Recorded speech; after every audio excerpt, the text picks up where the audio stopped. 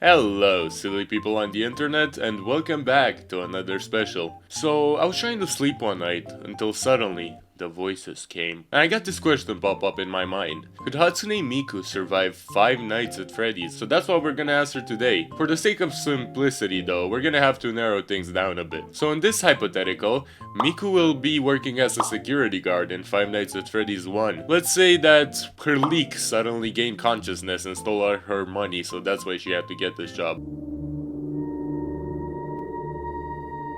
Miku got accepted for the position of a night guard. She goes in her office to be met by a phone ringing. Alright then, Miku starts looking at the security cameras, cycling through the various locations in the pizzeria. At first, everything seems normal. Freddy, Bonnie, Chica, and Foxy are all in their starting positions. She thinks to herself that this job will be a piece of cake, and after this first week she'll be able to get enough money to buy an army of leaks to take revenge on the one who should not have stolen her money. After a few hours of rolling in her chair, Miku turns her attention to her camera again. She realizes that one of the animatronics is missing. She starts quickly looking through all the cameras and sees that Bonnie is now standing still in the hallway. She quickly turns her head to the door and realizes that there's a switch to close it. Quickly, she presses the switch on both doors and now breathes a sigh of relief as she now feels safe. It is now 5 AM.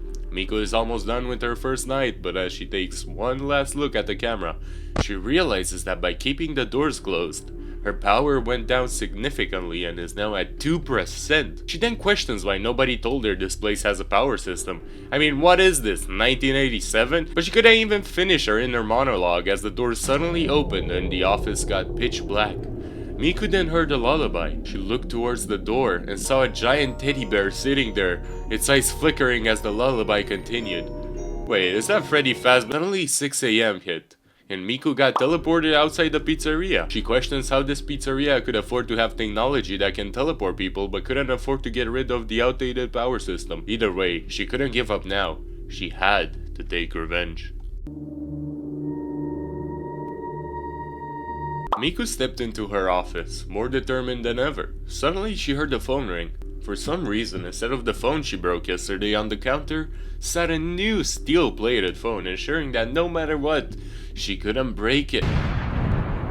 Anyway, Miku realizes she only got lucky yesterday and that she'll have to manage her power carefully and not just leave the doors closed all night. She started looking through the cameras and time started passing. The animatronics seemed more active than usual, and in what felt like a few minutes, both Chica and Bonnie have disappeared from the stage. Bonnie was in the hallway again, while Chica couldn't be seen, though Miku figured she was in the kitchen because of the smell of burnt cupcakes coming from there. As she was zoned out trying to figure out how someone could be this bad at baking cupcakes, she heard footsteps on the hall to her left. She then realized that besides of the door button, she also had a light switch. She went and pressed it, and then...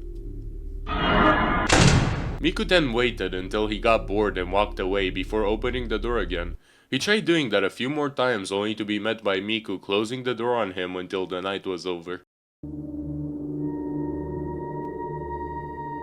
Miku walked into her office again, and she noticed that the phone she destroyed yesterday has now multiplied into 5 more. Holy shit, even that's not enough. Anyway, Miku felt confident after her last night of bullying a robot, so she quickly took a look at the cameras.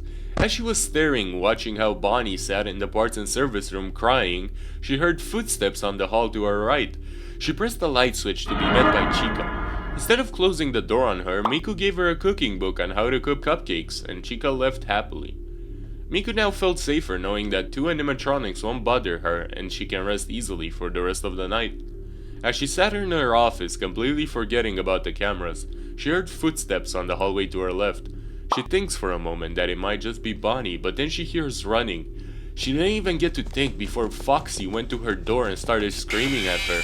Obviously, Miku thinking Foxy wanted a screaming contest, she screamed her heart out at him.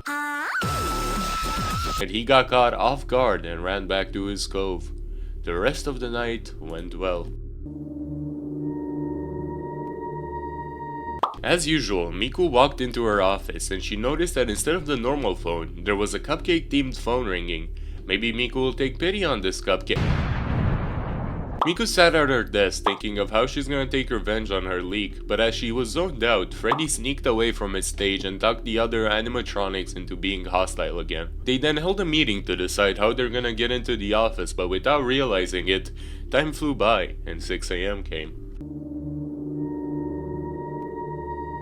Miku walked into her office, still exhausted from all her thinking yesterday, but the animatronics are now as determined as ever. They wanted to make Miku suffer, so they came up with a plan to attack her right at 5 AM when she lowers her guard.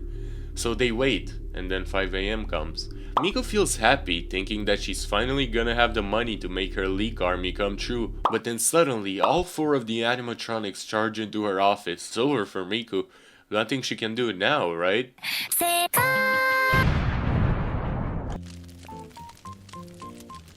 Well, I guess that's the answer.